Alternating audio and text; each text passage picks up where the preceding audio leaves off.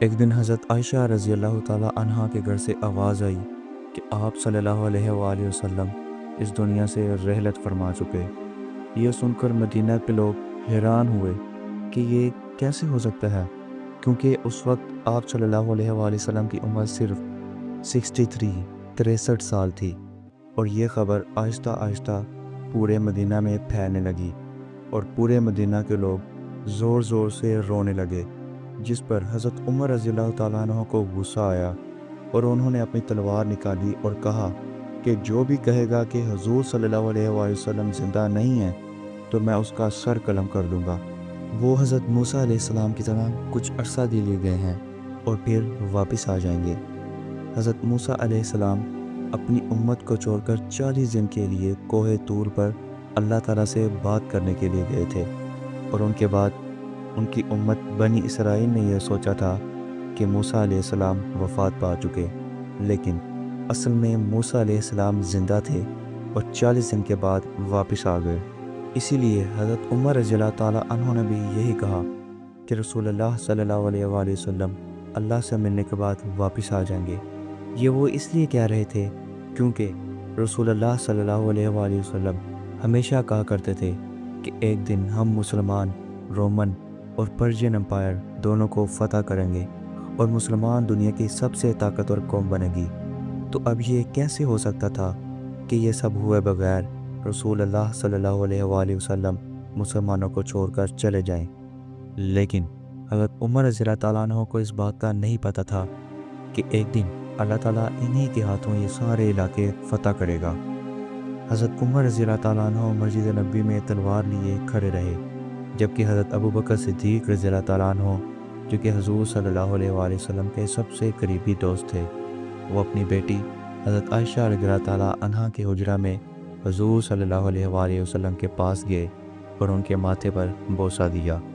حضرت عمر رضی اللہ تعالیٰ عنہ اب بھی مسجد میں تلوار لیے کھڑے تھے اور لوگوں کو حضور صلی اللہ علیہ وآلہ وسلم کی وفات کے بارے میں بولنے سے روک رہے تھے۔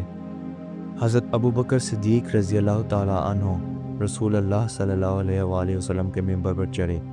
اور کہا، عمر بیٹھ جاؤ، لیکن حضرت عمر رضی اللہ تعالیٰ عنہ اب بھی کھڑے رہے تو حضرت ابو بکر صدیق رضی اللہ تعالیٰ عنہ نے اپنی زندگی کی سب سے اہم تقریر شروع کی اور سارے مسلمانوں کو مخاطب کرتے ہوئے کہا، اے مسلمانوں، تم میں سے جو محمد کی عبادت کرتے تھے وہ جان لیں کہ محمد وفات پا چکے، اور جو اللہ کی عبادت کرتے تھے وہ جان لیں کہ اللہ زندہ ہے اور اسے کبھی موت نہیں آئے گی۔ اور اس کے بعد قرآن کی وہ آیت پڑھ کر سنائی جو جنگ احد کے بعد نازل ہوئی تھی کہ محمد تو صرف ایک رسول ہیں اور ان سے پہلے بھی رسول گزر چکے، تو اگر محمد وفات پا جائیں یا انہیں شہید کر دیا جائے تو تم اسلام سے پیچھے ہٹ جاؤ گے۔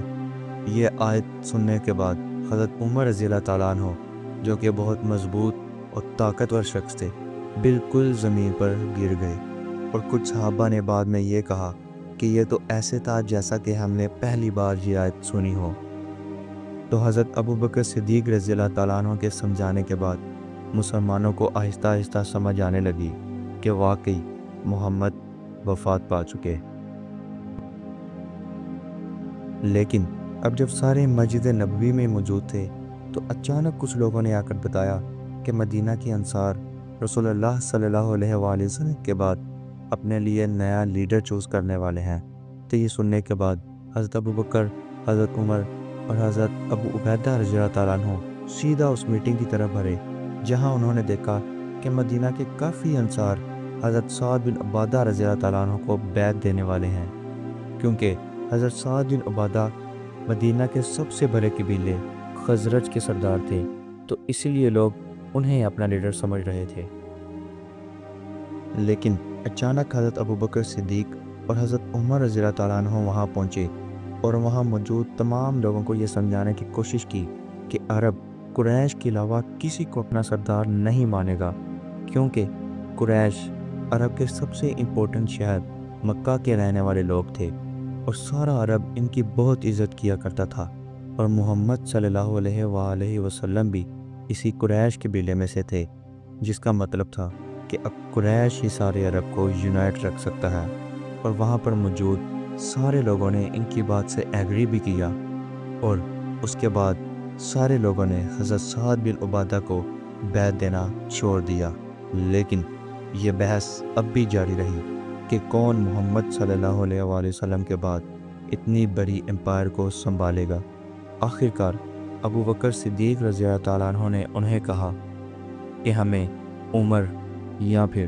ابو عبیدہ کو اپنا نیا خلیفہ چوز کر لینا چاہیے۔ لیکن حضرت عمر رضی اللہ تعالیٰ عنہ نے حضرت ابو بکر صدیق رضی اللہ تعالیٰ عنہ کے ہاتھ پر بیعت کر لی اور کہا آپ سے بہتر اس عہدے کے لیے کوئی بھی نہیں۔ جیسے ہی حضرت عمر رضی اللہ تعالیٰ عنہ نے حضرت ابو بکر صدیق رضی اللہ تعالیٰ عنہ کا نام لیا، وہاں پر موجود تمام لوگ اس بات سے راضی ہو گئے، اور تمام لوگوں نے حضرت ابو بکر صدیق رضی اللہ تعالیٰ عنہ کے ہاتھ پر بیعت کر لی۔ یوں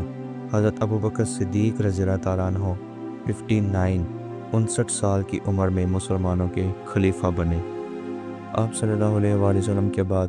مسلمانوں کے سب سے پہلے خلیفہ ابو بکر صدیق رضی اللہ تعالیٰ عنہ بنے۔ اس کے اگلے ہی دن ابو بکر صدیق رضی اللہ تعالیٰ عنہ اپنی کپڑوں کی دکان پر گئے، جس پر صحابہ نے کہا کہ آپ یہاں کیا کر رہے ہیں؟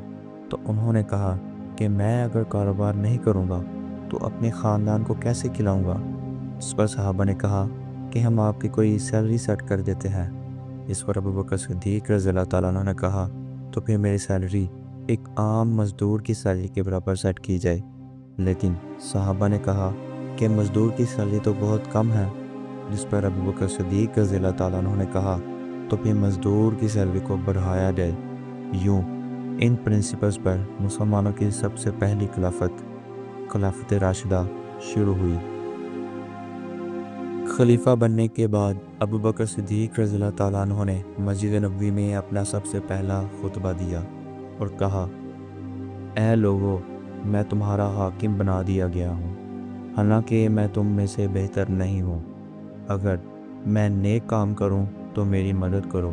اگر میں بھٹک جاؤں تو مجھے سیدھا کرو، اور تم میں کمزور میرے نزدیک طاقتور ہے جب تک میں اس کا حق نہ دلا دوں، اور تم میں طاقتور میرے نزدیک کمزور ہے جب تک میں اس سے کسی کا حق نہ لے لوں، اور جب تک میں اللہ اور اس کے رسول کی اطاعت کرتا ہوں تم پر میری اطاعت فرض ہے، لیکن اگر میں اللہ اور اس کے رسول کی نافرمانی کروں تو تم پر میری اطاعت فرض نہیں۔ رسول اللہ صلی اللہ علیہ وآلہ وسلم نے اپنے وصال سے پہلے حضرت اسامہ بن زید رضی اللہ تعالیٰ عنہ کی قیادت میں ایک لشکر روانہ کرنے کا حکم دیا تھا، لیکن ابھی یہ لشکر روانہ نہیں ہوا تھا کہ رسول اللہ صلی اللہ علیہ وآلہ وسلم وصال فرما گئے۔ صحابہ نے مشورہ دیا کہ اس موقع پر یہ لشکر روانہ نہ کیا جائے، لیکن ابو بکر صدیق رضی اللہ تعالیٰ عنہ رسول اللہ صلی اللہ علیہ وآلہ وسلم کے اتنے اطاعت گزار تھے کہ انہوں نے کسی کا مشورہ قبول نہ کیا اور فرمانے لگے کہ جس لشکر کو روانہ ہونے کا حکم اللہ کے رسول نے دیا تھا میں اسے نہیں روک سکتا، یہ لشکر روانہ ہو کر رہے گا، اور لشکر روانہ ہوا۔ یہ لشکر رومیوں کے مقابلے گیا تھا، کیونکہ رومیوں نے عرب قبائل کے ساتھ مل کر مسلمانوں کے خلاف سازشیں شروع کر دی تھیں۔ حضرت عمر رضی اللہ تعالیٰ عنہ کے دور میں متعدد مسائل نے جنم لیا۔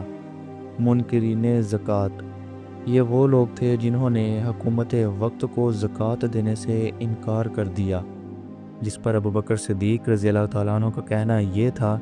کہ جس طرح رسول اللہ صلی اللہ علیہ وآلہ وسلم کے دور میں زکوٰۃ لی جاتی تھی اسی طرح آگے بھی زکوٰۃ لی جائے گی، اور حضرت ابو بکر صدیق رضی اللہ تعالیٰ عنہ نے منکرین زکوٰۃ کے خلاف جہاد کا اعلان کرتے ہوئے فرمایا اللہ کی قسم، جو نماز اور زکوٰۃ میں فرق کرے گا میں اس سے ضرور جہاد کروں گا، اور اللہ کی قسم اگر یہ زکوٰۃ کے منکر لوگ مجھے ایک بکری کا بچہ بھی نہیں دیں گے جو رسول اللہ صلی اللہ علیہ وآلہ وسلم کے دور میں بطور زکوٰۃ دیا کرتے تھے تو میں ان سے بھی جہاد کروں گا۔ حضرت عمر رضی اللہ تعالیٰ عنہ نے اس وقت امیر المؤمنین حضرت ابو بکر صدیق رضی اللہ تعالیٰ عنہ کی پیشانی چوم کر کہا لولا انت لہلکنا، اے ابو بکر، آپ نہ ہوتے تو ہم ہلاک ہو جاتے۔ نبوت کے جھوٹے دعوے دار میدان میں آ گئے، جن میں سے ایک کا نام تھا مسلمہ کذاب۔